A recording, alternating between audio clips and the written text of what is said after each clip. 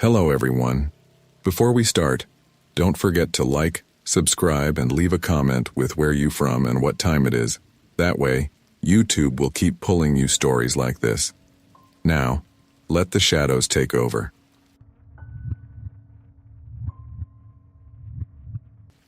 I'll never forget the last Thanksgiving dinner I had at my Uncle Jerry's place. My mom's side of the family wasn't close. We only ever saw each other for funerals or holidays.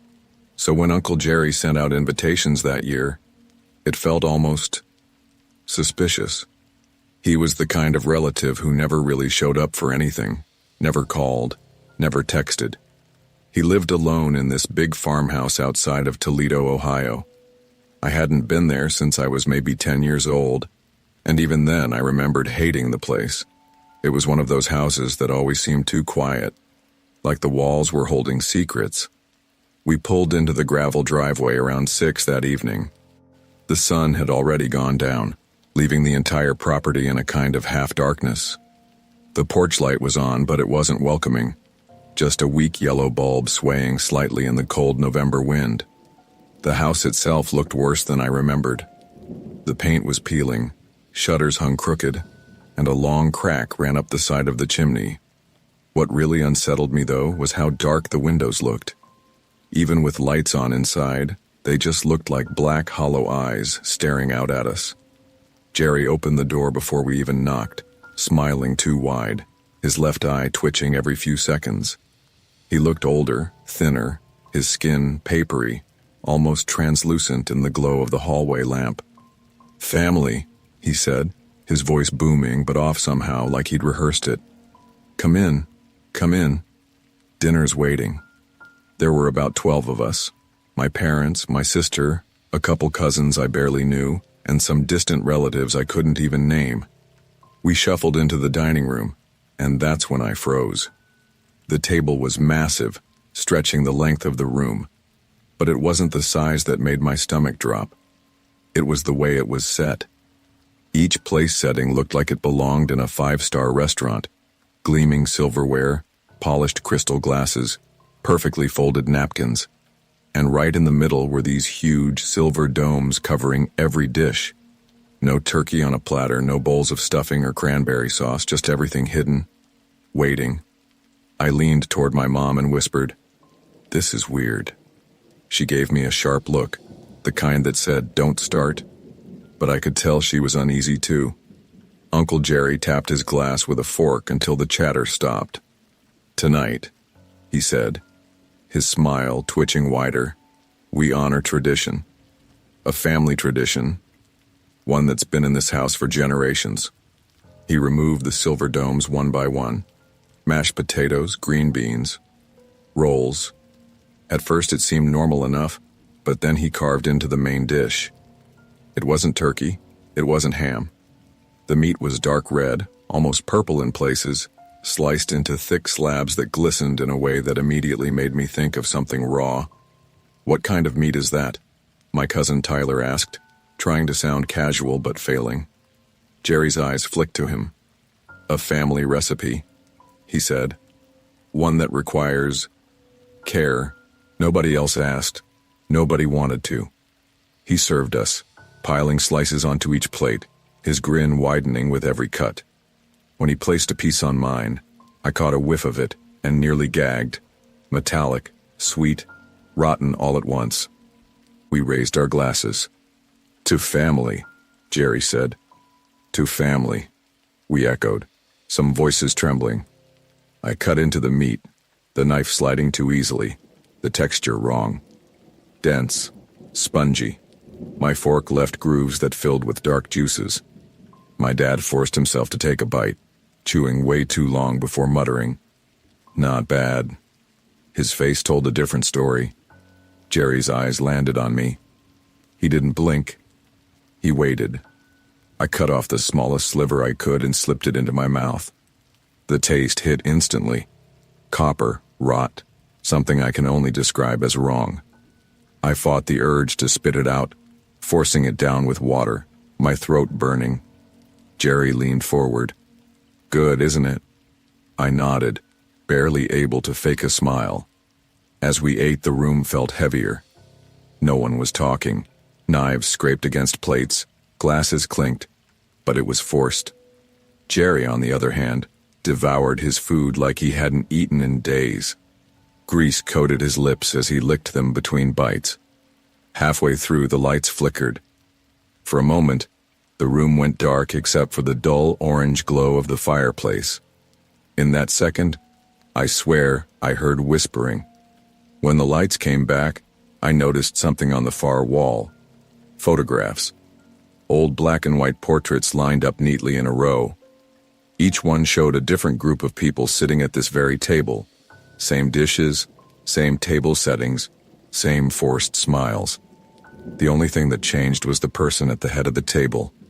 And now, it was Jerry. My stomach turned. I pushed my chair back, mumbling something about needing the bathroom. Instead, I slipped into the kitchen. The smell hit me first, coppery, foul. On the counter was a butcher's knife, its blade wet and red. Next to it was a cutting board stained dark, scraps of raw meat clinging to it. Something about the scraps made my blood run cold. They weren't shaped like anything I'd seen from an animal. They looked human. Behind me, floorboards creaked. Jerry was standing in the doorway, smiling that twitching smile. "Curious," he whispered. I grabbed a glass of water and muttered, "Just thirsty," rushing past him. He let me go, but I felt his eyes burning into my back. When I sat down again, I noticed my little cousin Emily sitting with her fork untouched. Jerry leaned toward her. "Eat," he said softly, too softly. She shook her head. He placed his hand over hers, forcing the fork into the meat. "Eat." His voice was sharper this time, louder. Everyone froze. Emily started crying. Her mom tried to intervene, but Jerry slammed his fist on the table so hard the glasses rattled. The whole room went dead silent. Then, as if nothing happened, he smiled again and patted Emily's head. "Good girl." That was it for me. I leaned toward my mom and whispered, "We need to go, now." She looked at me, then at Emily, then nodded.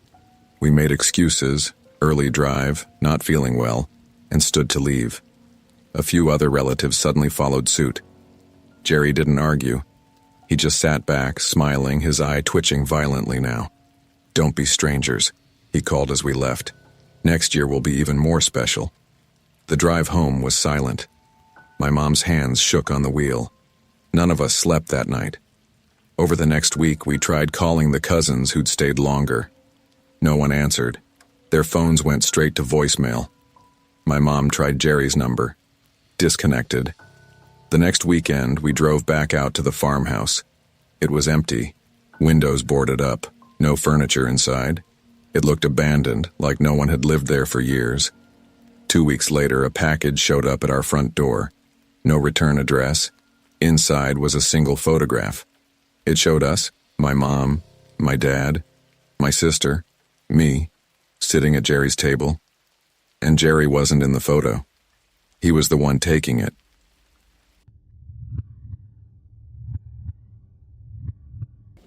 I've only been to Mason's Diner once in my life, and I swear to you I will never go back.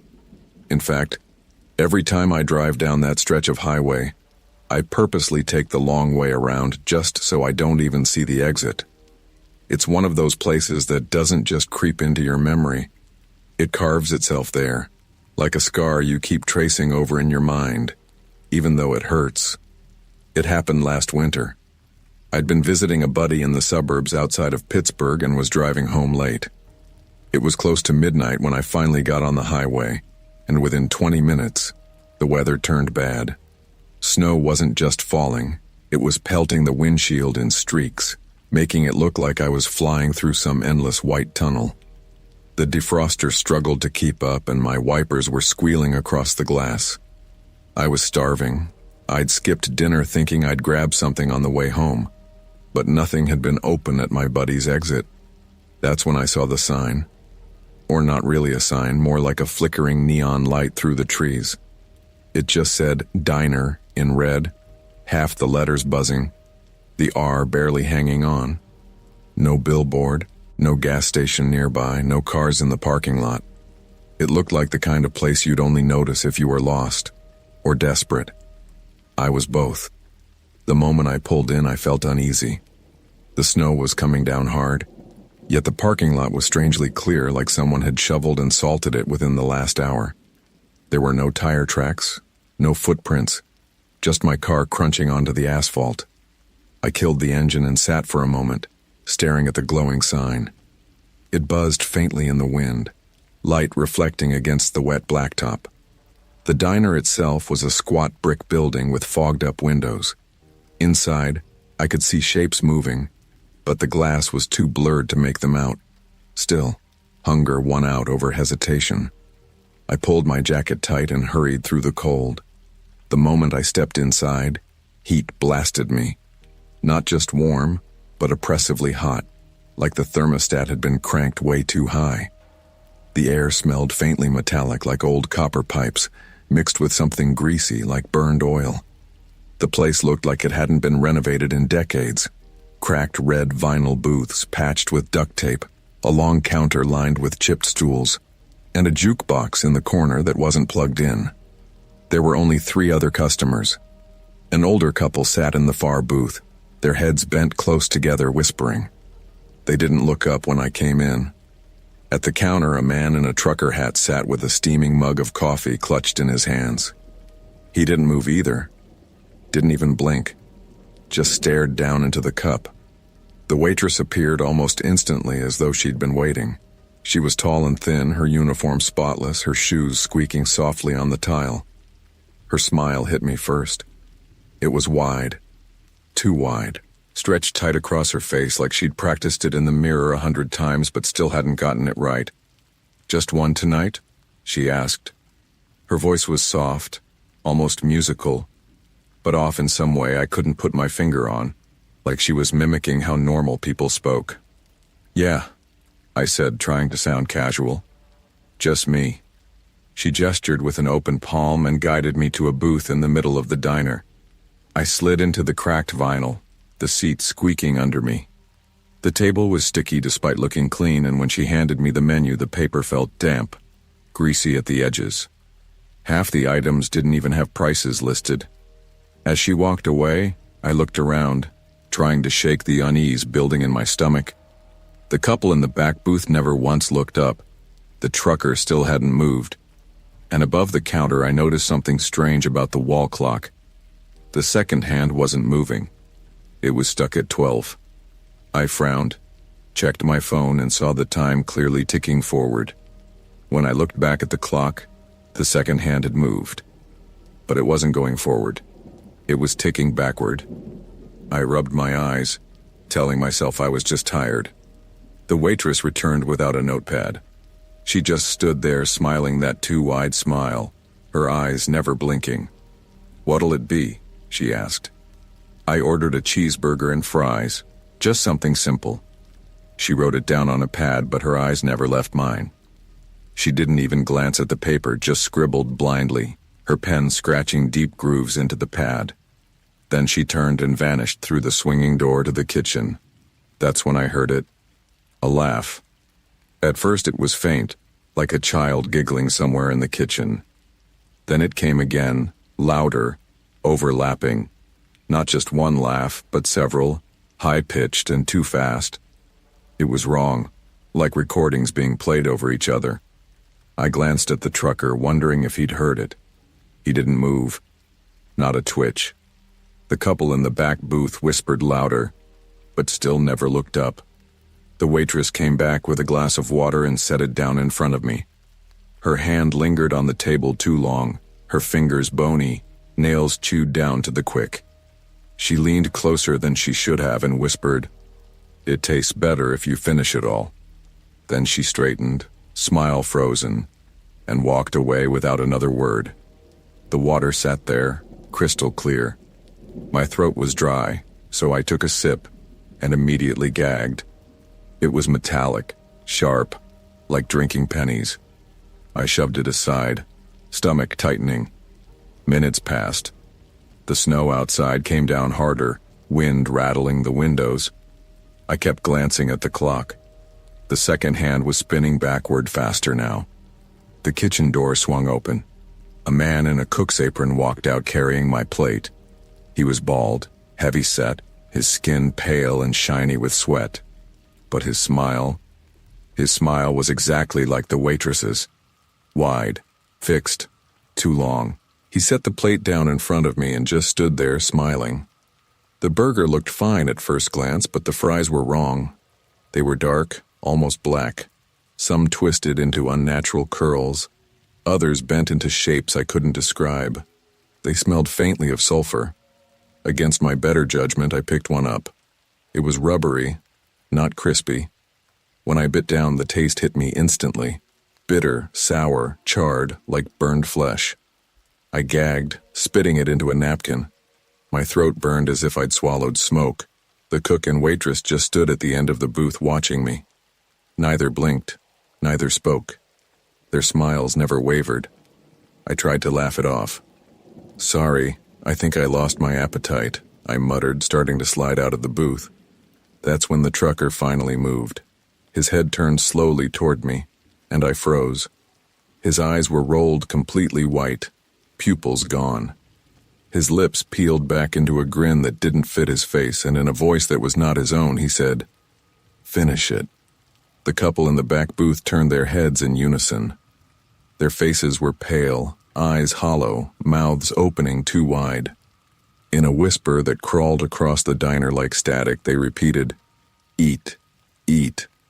The lights flickered, buzzing louder, until the sound was almost unbearable. Shadows stretched unnaturally across the floor, bending toward me like reaching hands. I bolted. I shoved past the waitress and cook, their laughter gurgling, wet and broken. I hit the door, but outside, the snowstorm was gone. The parking lot wasn't covered in snow anymore. It was wet asphalt, reflecting the neon glow. My car was gone. Panic clawed up my throat. I spun around and the diner had changed. The booths were torn open, stuffing spilling out. The walls were stained with dark streaks.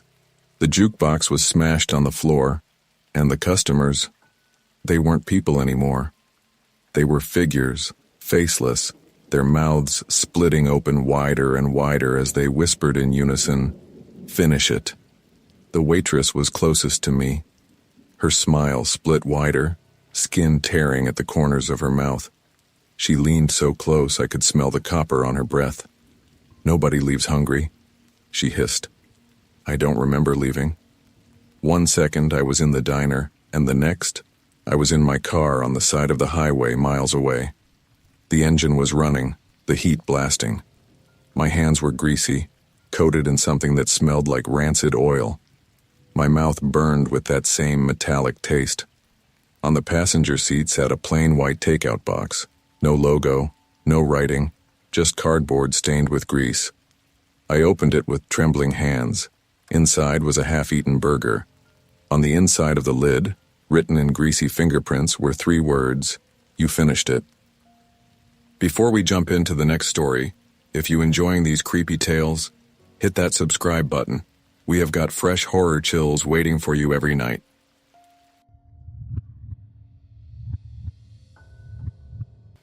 I don't usually go on dinner dates. Drinks, maybe coffee, that's about as far as I like to go on a first meeting. Safer, easier to bail if things go south. But Melissa wasn't the type of girl you suggested coffee to. From the first message she sent me, she carried herself like someone who was used to being pursued, not doing the pursuing. And the strangest part? She messaged me first. Her profile was vague, almost suspiciously vague. 3 pictures. One of her in a black dress standing near a city skyline at night. One close-up selfie with green eyes staring into the camera, and one full-body shot, legs crossed on a leather chair, a glass of wine in hand. No bio except good food, good wine, real conversations. That was it. No job title, no hobbies, no travel photos, nothing to really know her. But she had that kind of smile that made you forget to think straight. We messaged for 2 days. Her replies were quick but always short, like she knew just how much to give to keep me interested. When I suggested drinks sometime, She countered immediately. Dinner. Thursday night. Blue Ember. Blue Ember was one of the most expensive restaurants downtown. I'd only been there once for a work event where I didn't even order because the prices on the menu made my stomach drop. It wasn't a place you casually took a Tinder date. But Melissa insisted, and I found myself saying yes without hesitation. Thursday came, and I was more nervous than I'd been for any date in years. I ironed a shirt I hadn't worn in months, sprayed cologne I usually saved for weddings, and still felt underdressed as I pulled into the parking garage across from Blue Ember. The night was cold, the kind of Cleveland chill that bites through your jacket, but the city lights reflected off wet pavement, making everything look sharp and cinematic. Inside, the restaurant was dimly lit with hanging glass chandeliers that shimmered like ice. Every table had a single candle, and the smell of roasted garlic and seared meat floated through the air. The place wasn't packed, but it wasn't empty either. Small groups of couples, quiet conversations, forks gently scraping plates. Melissa was already there. She sat at a corner booth near the back, and when she saw me, she stood up smoothly. She looked exactly like her pictures, which honestly shocked me. Black dress, green eyes, dark hair cascading over her shoulders. She smiled and hugged me lightly, her perfume sharp and metallic, the scent lingering in my nose. "You're right on time," she said. "I like that." We sat down, and a waiter brought menus. Melissa didn't touch hers. She told him, "I already know what I want." I ordered a steak, medium rare. She ordered the lamb. The waiter walked away, and Melissa folded her hands on the table, eyes fixed on me like I was being interviewed. "So, what do you do?" she asked. I explained my job. Boring, normal 9-to-5 stuff. She nodded, eyes never leaving mine. When I asked her the same question, she just tilted her head slightly and said, "I travel. I meet people. I like experiences." The way she said experiences sent a chill through me. I tried to keep the conversation light, hobbies, movies, music. But every time I asked her something personal, she dodged it with vague answers. I read, "I like wine. I'm always looking for something memorable." Our drinks came, and she sipped hers without breaking eye contact. I caught myself fidgeting, adjusting my silverware, wiping condensation off my glass. When the food arrived, my steak looked perfect. Juicy, charred edges, exactly what I wanted. Melissa's lamb, though, it was practically bleeding. The juices pooled red across her plate. She cut into it effortlessly, the knife gliding through like soft butter. She noticed me staring. "Do you want to try it?" she asked, holding a piece out on her fork. I laughed nervously. "I'll stick with my steak." Her smile lingered just a second too long before she ate the piece herself, chewing slowly, savoring it with her eyes locked on me the whole time. That was the first moment I felt truly uncomfortable. As the meal went on, I realized something strange. When I'd first walked in, the restaurant had been lively. I'd heard clinking glasses, soft music, low conversation. But as the night went on, it got quieter. Tables around us were emptying faster than they should have. By 9 o'clock, it felt like Melissa and I were the only people left. "Strange," I said, glancing around. Melissa didn't even look. I asked them to give us privacy. I laughed, waiting for her to laugh too, but she didn't. "You asked?" I said carefully. She set down her fork, leaned forward, and asked, "Do you trust me?" The question froze me. Her eyes gleamed in the candlelight, her smile faint but steady. Sure," I said, not knowing what else to say. "Good," she whispered. "Then finish your steak." I looked down and felt my stomach drop. My plate was empty. I hadn't even noticed eating it all. Bite after bite, I must have shoveled it in without realizing, because the plate wasn't just empty, it was stained. The juices left behind weren't thin and clear. They were thick, dark, almost clotted. The air felt heavier. The lights dimmed slightly. I glanced toward the bar. No bartender. The waiter was gone too. The hostess stand was empty. "Where did everyone go?" I asked. Melissa's smile widened. "It's just us now."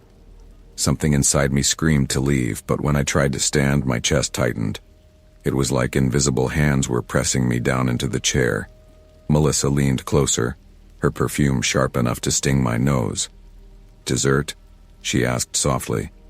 Before I could answer, the waiter appeared at the table, but he looked wrong. His skin was pale, his lips cracked, his eyes sunken like he hadn't slept in years. Without a word, he set down a plate between us. It was a slice of pie.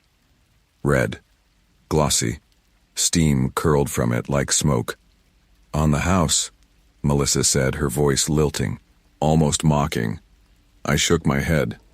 "I'm not—" Her hand shot across the table, ice cold, gripping my wrist with surprising strength. "Try it." The pressure in my chest grew unbearable. My hand moved on its own, fingers clutching the fork. I stabbed the pie and the filling oozed out thick and dark. The moment it touched my lips, I knew. Blood. I gagged, choking, but Melissa just leaned back, smiling wider, her eyes glinting like emeralds in the candlelight. "Now you're part of it," she whispered. The lights flickered violently, and for a split second the restaurant wasn't a restaurant anymore. The chandeliers were rusted, the walls cracked and crumbling. Every table was filled, but not with diners, with figures. Dozens of them. Gray-skinned, hollow-eyed, mouths stretched wide in silent screams. Some looked fresh, others looked mummified. All of them were staring at me. The light steadied. It was just Melissa again, dabbing her lips with a napkin, smiling sweetly. I don't remember how I left. One second I was staring at her, frozen, and the next I was in my car in the parking garage, my hands sticky, my mouth coated in that metallic taste. On the passenger seat was a white box tied neatly with a ribbon. I opened it with shaking hands. Inside was a slice of that same pie, and a note written in looping handwriting. "Thank you for dinner.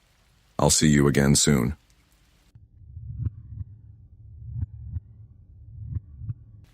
I've only been to one dinner party in my life that had a dress code, and I can promise you I'll never attend another. The invitation came by mail, which was weird enough in 2024. A thick black envelope, my name written in perfect looping script across the front. Inside was a heavy card that smelled faintly of wax and something metallic with embossed gold letters. "You are cordially invited to a night of indulgence, decadence, and tradition." No address. Just a location pin printed on the back. A mansion in Shaker Heights, Ohio. I almost threw it away, assuming it was some scam. But my roommate at the time, Brian, convinced me to go. "Free food, rich people, maybe some connections," he said. He was half joking, half serious, but he talked me into it. Curiosity did the rest. The night of the banquet, I borrowed one of Brian's suits and we drove out. The neighborhood itself was unnerving. Huge houses with dark windows, long driveways lit only by dim lanterns. When we pulled up to the address, there were already a dozen cars lined up in the gravel drive. Expensive cars. Black sedans, a couple sports cars, even a limousine. The mansion loomed above us, 4 stories of stone and glass, its windows glowing faintly amber. 2 men in tuxedos stood at the entrance, faces expressionless, hands clasped in front of them. They didn't greet us when we walked up. They just opened the double doors and ushered us inside. The air was warm and heavy with the smell of roasted meat and incense. A string quartet played softly in the corner of the vast entry hall. Men in tuxedos and women in evening gowns stood around holding glasses of wine, their laughter too sharp, their smiles too wide. Nobody introduced themselves. Nobody asked who we were or how we got invited. They just stared for a second too long before turning back to their conversations. A woman in a red dress approached us with a smile that didn't touch her eyes. "Welcome," she said. "Please join us in the dining hall. The meal is about to begin." The dining hall was massive, easily the size of a basketball court. A single long table stretched nearly wall to wall, set with gold plates and crystal glasses. The chandelier above us dripped with hundreds of candles, their wax pooling onto silver trays suspended beneath. We took our seats near the middle. No one spoke. The air hummed with quiet anticipation, like a church before a sermon. Finally, the host appeared. A tall man in a black velvet suit, hair slicked back, skin pale and waxy. He raised his glass and the room went silent. "Tonight," he said, voice smooth and deep, "we honor tradition. Tonight we indulge in the feast that binds us together, as it has for centuries." Everyone raised their glasses. Brian and I followed awkwardly. Servants in white gloves began bringing in silver-domed trays, placing them at intervals down the table. When the domes were lifted, the smell hit me first, rich, savory, but somehow sour underneath. At first glance, the dishes looked like roasted meats, perfectly prepared. But when I looked closer, my stomach lurched. The cuts were strange. Not turkey, not lamb, not anything I recognized. Too long, too uneven. Some pieces had shapes. Exotic, the woman next to me whispered, licking her lips. So hard to come by fresh. I forced a smile and pushed the plate away. Brian, though, laughed nervously and cut himself a slice. "You're really gonna eat that?" I muttered. "Don't be rude," he whispered back. "It's just meat." He popped it in his mouth. His face twisted immediately.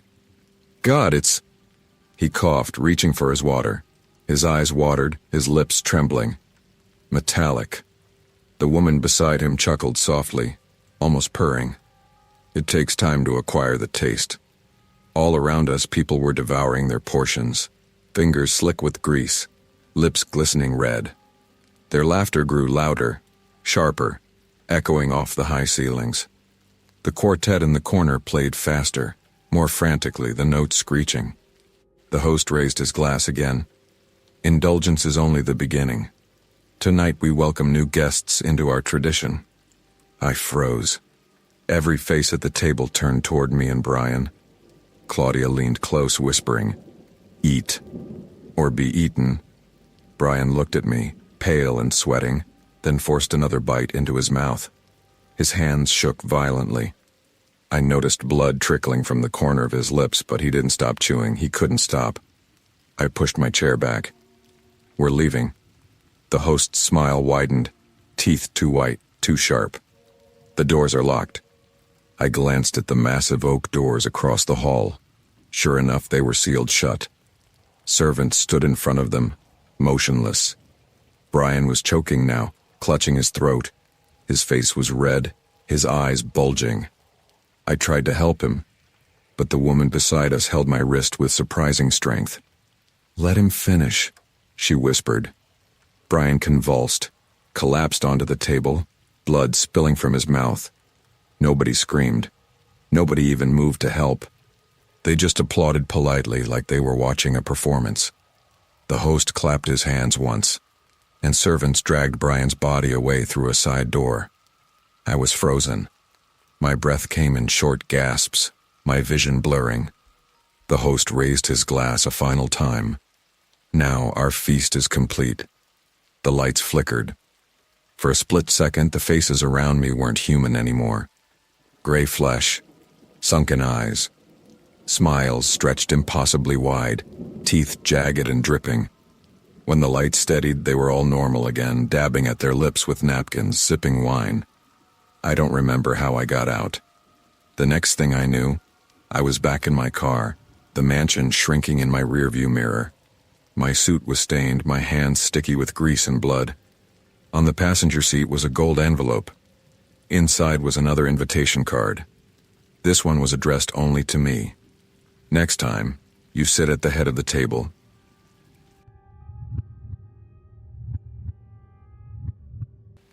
I'd always been a sucker for roadside festivals.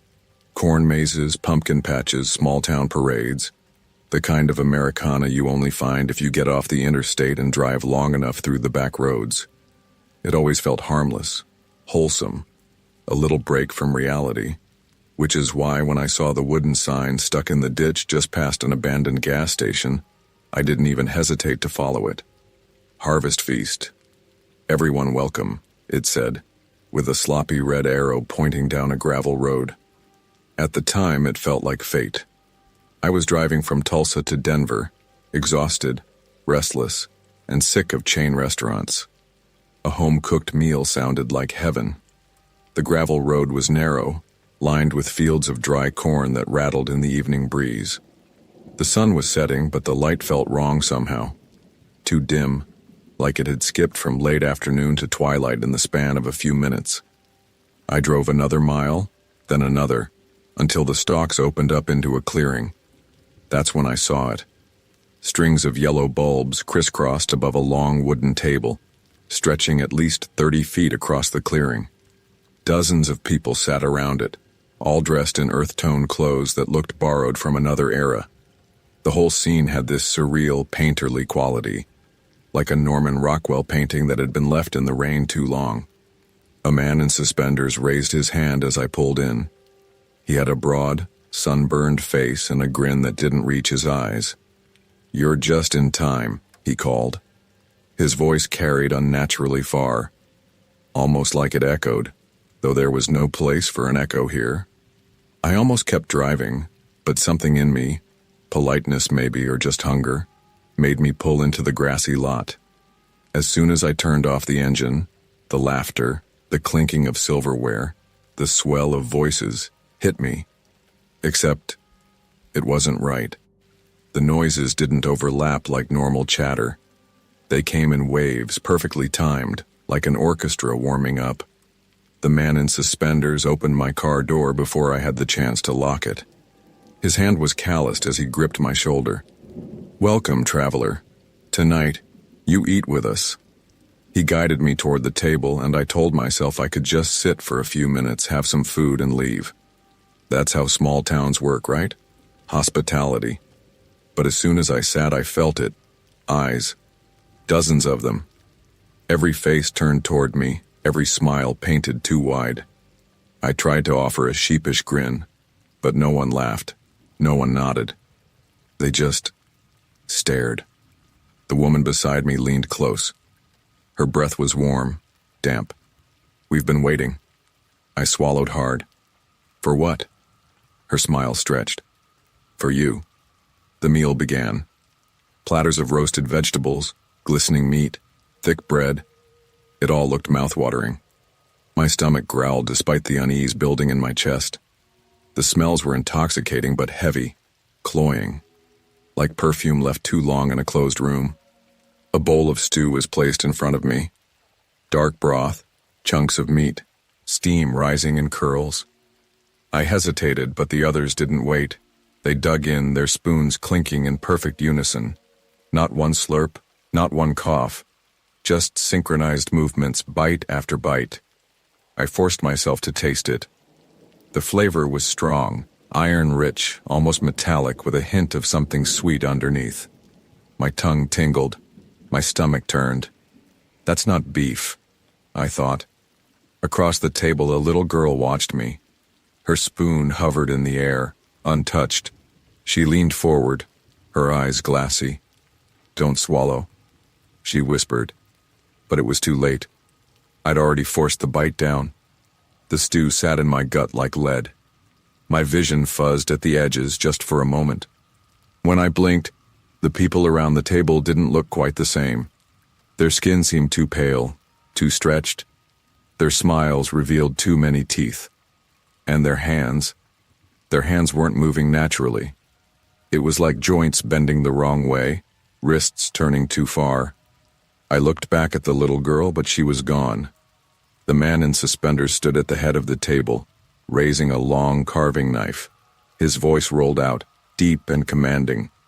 "Tonight we celebrate the harvest. Tonight we honor the gift of flesh." The crowd repeated the words in unison, their voices vibrating in my bones. "Tonight, we welcome one more." They turned to me. All of them. My chair scraped back as I stood. "I think I should..." But the man's hand clamped down on my shoulder, hard enough to make me wince. "Stay. The feast isn't over." He motioned. and two men disappeared into the dark beyond the lights. A moment later, they returned carrying something between them, covered with a stained white sheet. They set it in the center of the table. The sheet moved. Something beneath it squirmed, struggling. The woman beside me clapped, her palms slick with grease. The sacrifice has arrived. The sheet was yanked away. A man lay bound on the table, gagged, eyes bulging with terror. His chest rose and fell in shallow gasps, ropes cutting into his wrists and ankles. The crowd erupted into applause. I stumbled back, knocking into another guest, but when I turned, his face was inches from mine, grinning, pupils blown wide. His breath smelled like raw meat. "Don't be rude," he hissed. "Sit." The man in suspenders raised the knife high and the crowd fell silent. The strings of lights above us flickered, casting long shadows that seemed to crawl across the ground.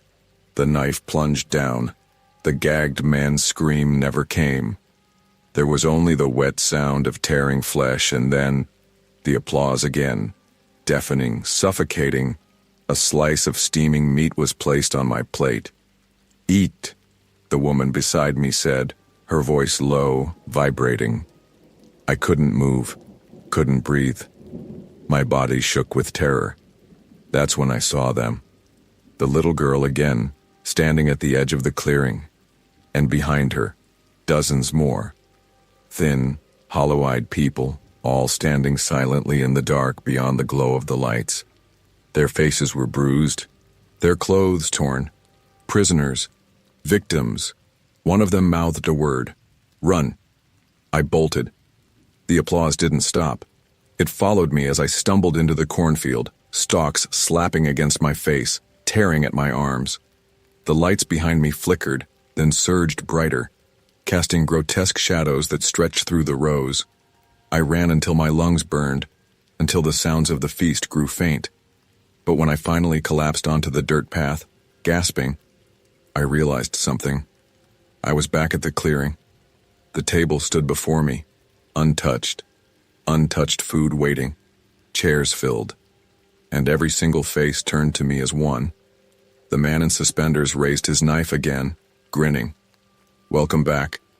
The feast isn't over."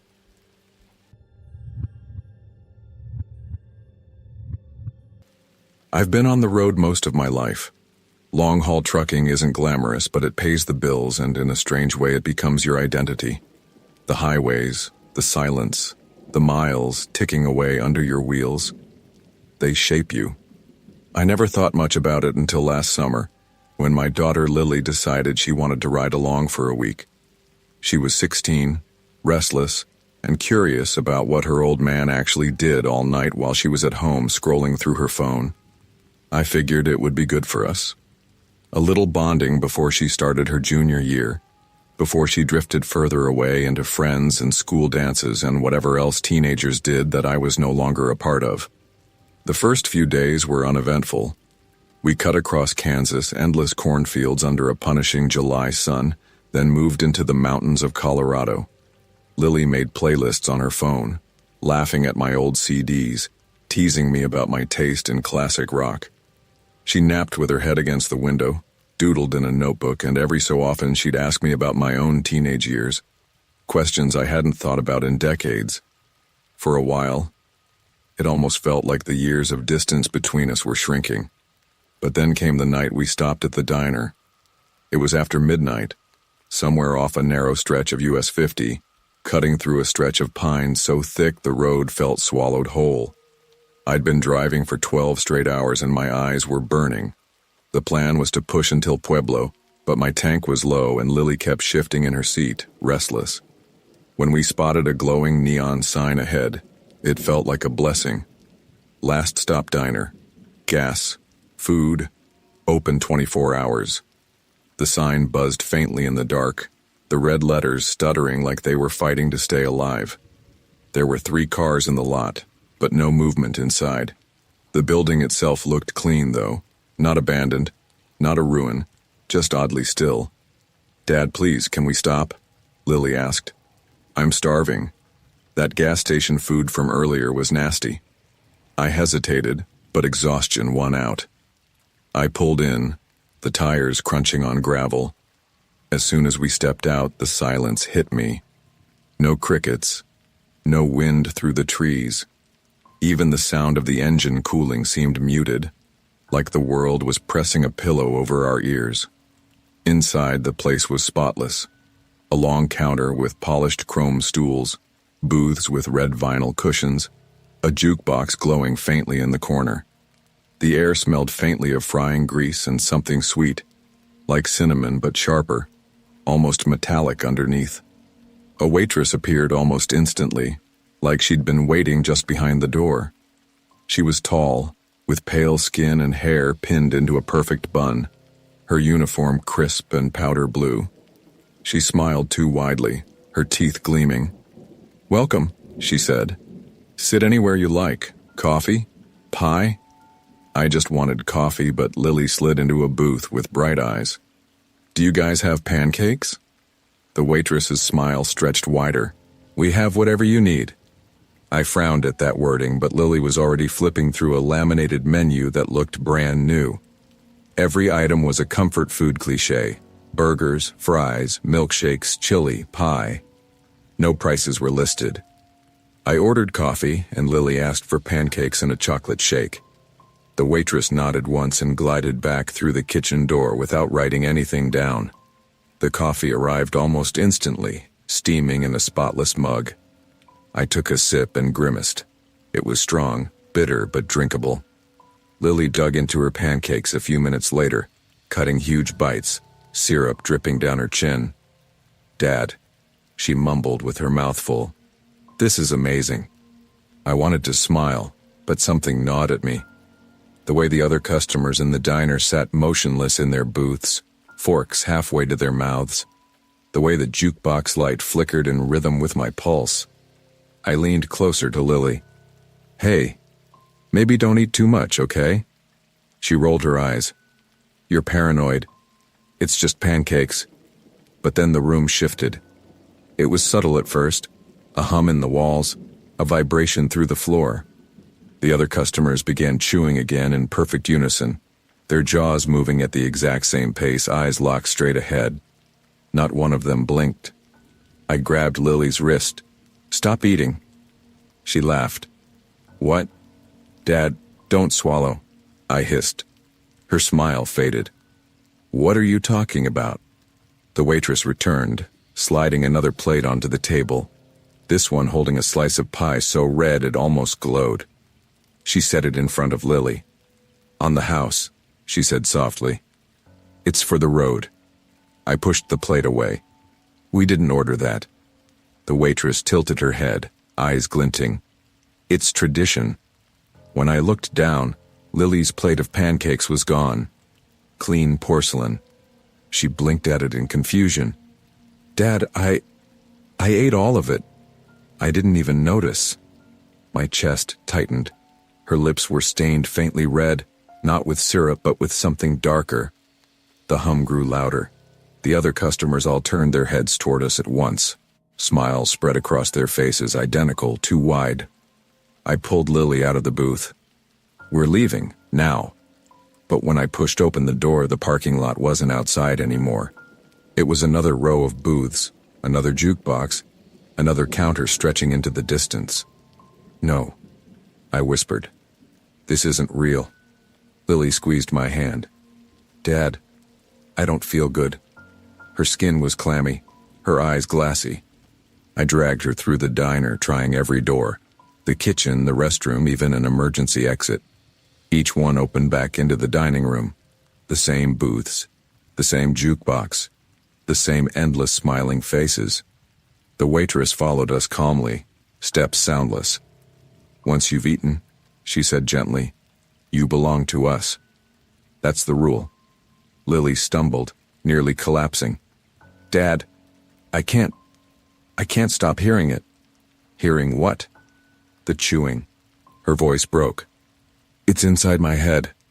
I held her shoulders, panic tearing through me. "Look at me. You're fine, we'll get out." But I could see it in her eyes. Something was slipping away, something I couldn't grab hold of. The waitress placed a hand on Lily's back, smiling. "Don't fight it. She's already one of us." "Get away from her," I roared, shoving the woman back. Her body didn't move like a person's. It bent wrong, folding at strange angles before snapping upright again. Lily clutched my shirt. "Dad, please don't leave me." My throat closed. "I'm not leaving you." But her skin was paling, her voice softening, fading into the hum that filled the diner. She looked at me, terrified and desperate. "I don't want to stay here," she whispered. The waitress leaned close, her smile serene. "Then join her. Sit. Eat. You'll never be apart." The thought tore through me. I could stay. I could sit down, take a bite, and I'd be with her. No more driving. No more loneliness. Just us. Forever, in this place. But I couldn't do it. My instincts screamed that if I ate, I wouldn't just lose myself. I'd damn her too. I pulled her into a hug, kissing the top of her head. "I'm sorry, baby. I can't. I won't let them keep us both." Her tears stained my shirt. "Don't go." And then, she was gone. One blink, and my arms were empty. The diner was silent again. Every booth was empty. The jukebox had gone dark. Only my coffee cup remained on the table, still steaming. I stumbled out the front door, and this time, the parking lot was there. My truck idled quietly under the neon glow. I drove until the sky lightened, the road stretching endless ahead. But the passenger seat beside me stayed empty, and every so often when the radio static shifts, I hear her voice whispering through it. "Dad, don't swallow."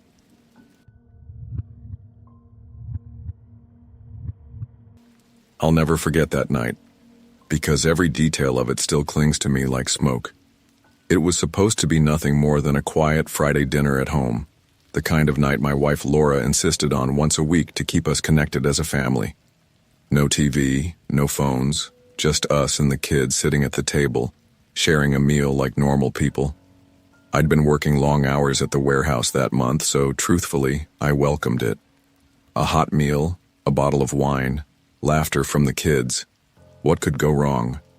Laura made her famous roast chicken, the one that fills the whole house with that buttery, garlicky smell that makes you realize how hungry you really are. The kids, Jacob and Riley, were arguing over who got the drumstick, and I was pouring myself a second glass of wine when we heard it. 3 slow, deliberate knocks at the front door. I frowned, glancing at Laura. We weren't expecting anyone. The neighbors usually texted before coming over, and the knocks didn't sound casual.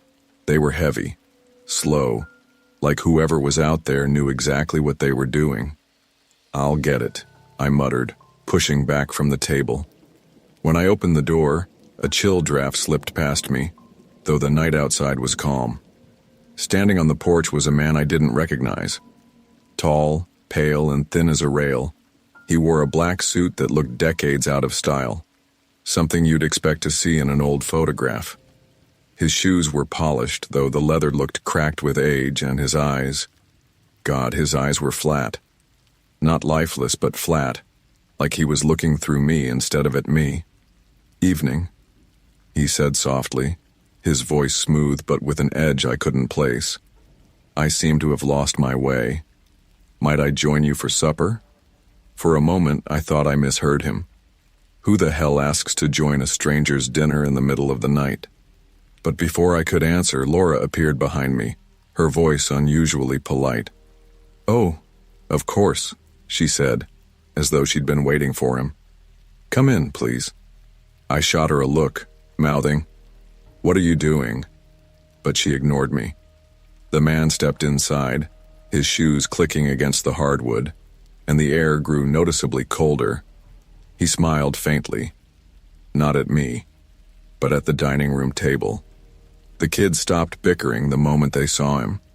Jacob froze with his fork halfway to his mouth. Riley pulled her plate closer like she was afraid he'd take it from her. "This looks delightful," the man said, taking a seat at the empty chair at the head of the table, as if it had always been reserved for him. Laura, without hesitation, served him a portion of chicken, her movements mechanical, almost rehearsed. I sat back down slowly, my appetite gone, but not wanting to make a scene in front of the kids. For several minutes, we ate in silence. Or rather, we pretended to eat while the man devoured his food. He cut each piece with surgical precision, chewing slowly, never breaking eye contact with one of us as he swallowed. At one point, his gaze locked on Jacob, who shifted uncomfortably in his chair.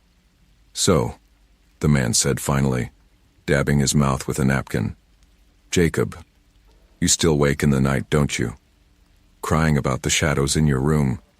Jacob's fork clattered onto his plate. My blood ran cold. We had never told anyone about Jacob's nightmares, not family, not friends, no one. "How do you—" I started, but Laura cut me off with a sharp glance. "Eat," she whispered, her voice trembling. The man chuckled softly as if amused by our fear. "And Riley," he continued, turning to my daughter, "you really should stop sneaking food from the fridge at midnight. Your father doesn't like it when you lie." Riley's eyes filled with tears. She shook her head violently, whispering, "How does he know?" That was when I slammed my fist against the table. "All right, enough. Who the hell are you, and how do you know so much about my family?" The man placed his utensils neatly on the plate and leaned back, his smile widening just slightly. "I've always been here. You invited me long before tonight." The lights above flickered. The smell of Laura's roast chicken shifted. What had been savory and comforting now reeked of rot, the scent of meat left in the sun. I gagged, pushing my chair back, but Laura stayed seated, her eyes glassy, her hands folded neatly in her lap. "Laura," I hissed, "get up, we're leaving." She shook her head slowly. "We can't," she whispered, "not until he's finished." The man's eyes glinted. He picked up his knife again, but instead of cutting his food, he pointed it at me. "Sit down." I sat, not because I wanted to, but because something inside me forced me to. My body felt heavy, sluggish, like I'd been drugged. I could see Jacob trembling, Riley sobbing silently, but neither of them moved from their seats. The guest leaned forward, his voice dropping to a whisper. "A family dinner is sacred. To leave it unfinished is disrespectful." The room seemed to shrink, the walls pressing closer. My vision blurred, the edges of the room darkening until the only thing I could see clearly was the table, and him at the head of it. He reached across the table and placed his hand over Laura's. Her skin paled instantly, veins darkening beneath the surface as though her life was draining into him. She winced but didn't pull away. "Stop," I shouted, struggling against the weight holding me down. "Take me instead." The man's smile widened. "Oh, you'll have your turn, but tonight, Laura is the main course." Her head slumped forward, and I swear I saw something black and writhing, slip from her lips into his. He sat back, satisfied, dabbing his mouth once more with the napkin. Laura collapsed sideways in her chair, unmoving. Jacob screamed. Riley begged me to do something, but when I reached for Laura, she was already cold. The man stood, brushing invisible crumbs from his jacket. "Thank you for the meal," he said smoothly. "I'll be back next Friday." And just like that, he was gone. The front door clicked shut, the air warmed, and the house was silent again. But Laura, she never woke up. Every Friday since, the table feels incomplete. And every Friday night, just as the clock strikes 8, there are 3 slow knocks at the door.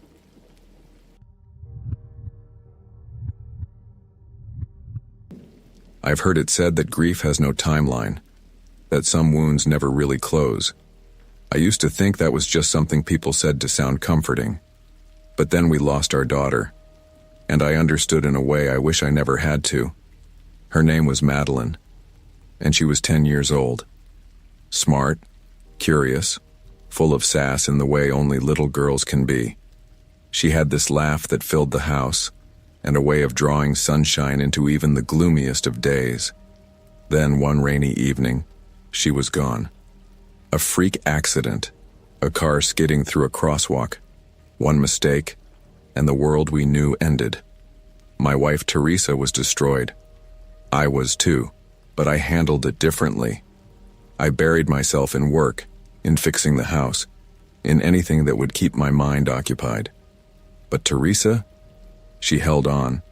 She held on so tightly it was like Madeline was still here. She refused to take her pictures down, refused to pack away her toys, even kept her bedroom exactly as it had been the day she left for school and never came home. But the strangest thing, the darkest thing, was dinner.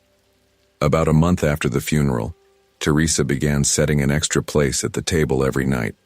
A full plate, utensils, napkin, glass of water. She set it all, perfectly arranged, right where Madeline used to sit. The first time she did it, I thought it was just grief, just a mother holding on. But when I tried to quietly put the plate away, Teresa's hand shot out and grabbed my wrist. Her grip was icy cold. "Don't," she said, her voice so sharp it didn't even sound like hers. "She needs her seat." From then on, that place was always set, and every night Teresa would talk to it softly like Madeline was sitting right there with us. At first, I went along with it. I couldn't stand to see Teresa suffer more than she already was, and if this ritual gave her comfort, fine. But as weeks turned into months, something began to change. The food at Madeline's place. It started to disappear. At first it was just small things. A roll missing from the basket. A sip gone from the glass. Then, one night, I swear I saw the fork move. Just the slightest twitch. I froze. "Did you see that?" I asked Teresa. She just smiled. A soft, eerie smile. "She's hungry," she whispered. My stomach turned cold. That was when the sound started. Little creaks in the chair, the faint scrape of silverware against porcelain, and always, a quiet giggle echoing just under the hum of the house. By the time fall rolled around, I dreaded dinner time. I'd sit there watching Teresa chat happily to an empty chair while food slowly vanished off the plate. I swear sometimes I caught glimpses, a small hand darting for a piece of bread, a shadow where there shouldn't be one. And every night Teresa grew thinner, paler, like she was feeding something that wasn't just taking food. "Teresa," I said one evening, trying to keep my voice calm, "this isn't Madeline. Whatever you think this is, it's not her. It can't be." Her smile vanished, her eyes flashing in anger I'd never seen before. "How dare you?" she hissed. "You don't feel her. She's here. She never left us." I wanted to scream, to shake her, to drag her out of that chair and make her see reason. But the truth was, part of me was terrified she was right. Because the longer this went on, the more real it became. The chair didn't stay empty. It was a cold November night when I first saw her. Really saw her. I'd been sitting at the table, staring at the untouched food on my plate, when I felt it. A presence. Heavy. Like someone was standing just behind me. My skin prickled, my chest tightened, and slowly, I turned toward Madeline's chair. And there she was. Or at least, something wearing her shape. Her hair was the same chestnut brown, her favorite yellow dress clean and pressed. But her face, oh God, her face. It was Madeline, but pale, grayish. Her eyes too dark, too empty. When she smiled, her lips didn't quite move right, stretching too wide, teeth too sharp. "Daddy," she whispered. Her voice was like glass grinding against stone. I nearly overturned my chair, stumbling back, my heart slamming in my chest. Teresa, on the other hand, was glowing. Tears ran down her cheeks as she reached across the table. "See? I told you," she whispered. "She's home." And then she pulled her chair closer, clasped Madeline's hand, and kissed it, like it was the most natural thing in the world. I wanted to grab her, to pull her away, but my legs wouldn't move. My body locked, like something heavy pressed down on my shoulders. All I could do was watch as this This thing sat at our table, eating, laughing, calling my wife Mommy. And the worst part, Teresa answered. From that night on, the chair was never empty again. Every evening, the figure of Madeline sat with us. And every evening she looked more solid, more real. The pale gray skin warmed, the two dark eyes lightened. She was becoming Madeline again, piece by piece. But she wasn't. I knew she wasn't. Because when Teresa wasn't looking, the mask would slip. A hand too long. A jaw unhinged too wide as she shoved food into her mouth. Once I caught her reflection in the window. Black, writhing shadows instead of a child. And Teresa? She didn't see any of it. Or maybe she refused to. She grew weaker by the day, her skin sinking against her bones, her smile tired but devoted. She was feeding that thing more than food. She was feeding it herself. I tried everything. I prayed. I burned the chair. I threw out every plate, every fork, every cup. But no matter what I did, the next night, the table was set again. The food was steaming hot, and Madeline sat in her chair smiling that too wide smile. The last night came in December. Snow fell thick outside, muffling the world in silence. The table was set, as always. Teresa sat across from me, frail and ghostly, but smiling. And Madeline looked perfect. 10 years old again, rosy-cheeked, her eyes bright. She looked exactly like the day before the accident, but I knew. God help me, I knew. The dinner went as usual, until Madeline set down her fork, folded her small hands, and tilted her head. "Daddy," she said sweetly, "why don't you eat?" Her voice was softer now, closer to the way it used to be. "I'm not hungry," I whispered. My throat was tight, my chest burning. "You should eat," she said. And then she smiled. "So you can stay, with us." Teresa reached across the table, her hand trembling. "Please," she begged. "She's giving us another chance, don't you see? We can be a family again." And for just a second I almost gave in. Almost. Then I looked closer, really looked. And I saw it. The faint shimmer of something beneath her skin.